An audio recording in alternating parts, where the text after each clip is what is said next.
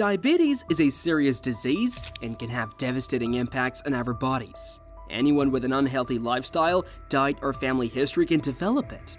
But did you know that people living in the South Asian countries are 4 to 5 times more prone to it?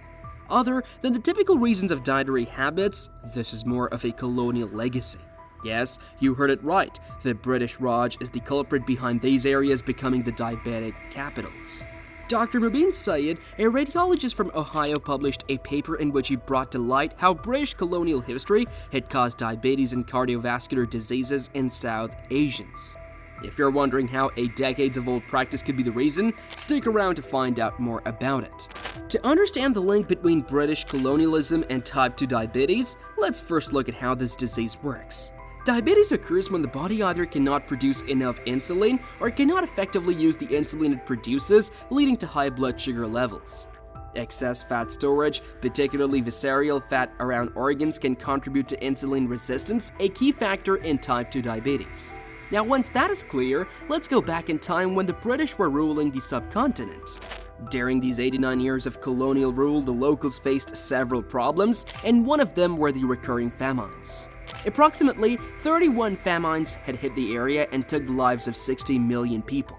It's not like the subcontinent didn't have the right resources, but they were not being fully utilized fairly for them. To put that in perspective, there were only 17 famines before the British rule.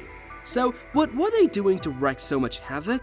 Well, the main reason was their inadequacy for a healthy rule and a tad bit of selfishness. In the start, it was mainly because of British India Company's raising taxes and policy failures that denied the people of their own rice and wheat. The whole yield from the farms was sent back to Britain, leaving millions of South Asians to survive on what was left behind.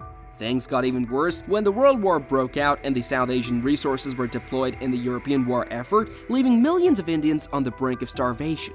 These people had fertile soil and everything to create enough food for all, but were still left in worse conditions when all the rice and wheat was sent back.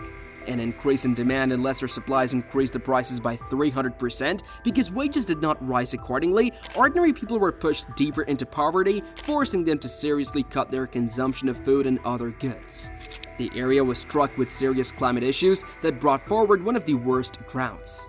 This condition paired with British inaction and poor policy, which again resulted in the deaths of millions. These famines were obviously the biggest problem for the people of that time, but it scared the populations of the area for centuries to come. This brings us to how something that happened decades ago can have an impact today. Well, the reason is epigenetics.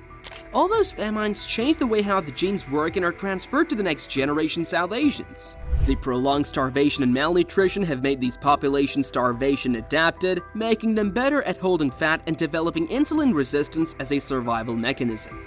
This means bodies of South Asian people are more likely to storing fat rather than getting rid of it. Just like we discussed in the start, excess fat storage can contribute to insulin resistance, a key factor in type 2 diabetes. Normally, when we eat our food, it is broken down into energy in the form of blood sugar, but this cannot be used directly. Here's where insulin comes in. It absorbs the blood sugar into our cells where it provides energy. In case of South Asians, the fat storing ability and being insulin resistant makes it hard for the liver and muscles to absorb the sugar and blood that can lead to diabetes, obesity, and even heart diseases. In the modern era of abundance, they've become an evolutionary mismatch because their bodies have adapted to limited food availability, but it is no longer suitable, as now there is plenty of food.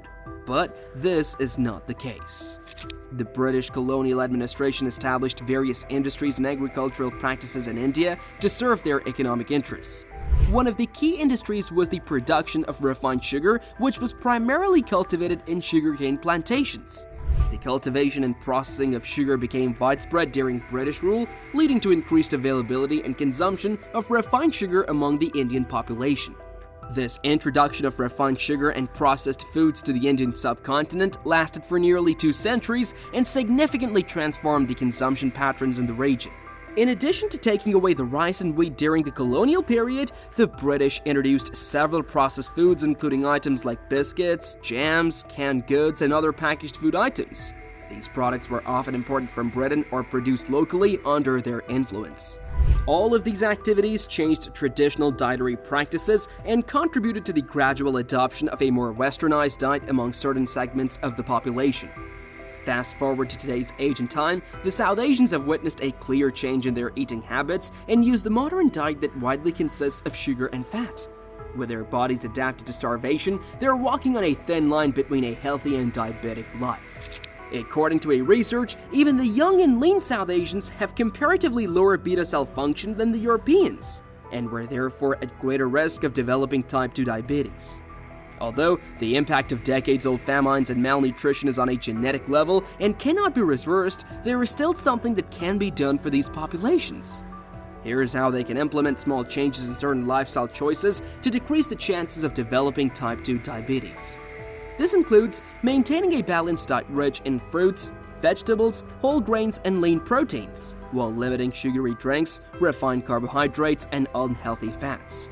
Additionally, quitting smoking and limiting alcohol consumption can further reduce the risk.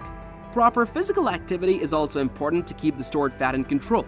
It's not necessary that you do the intense workout or join a gym, just aiming for at least 150 minutes of moderate aerobic exercise per week, such as brisk walking or cycling along with light muscle strengthening activities on 2 or more days per week are good too.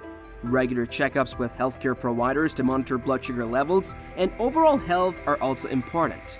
These lifestyle changes not only help prevent type 2 diabetes, but also improve overall health and well-being.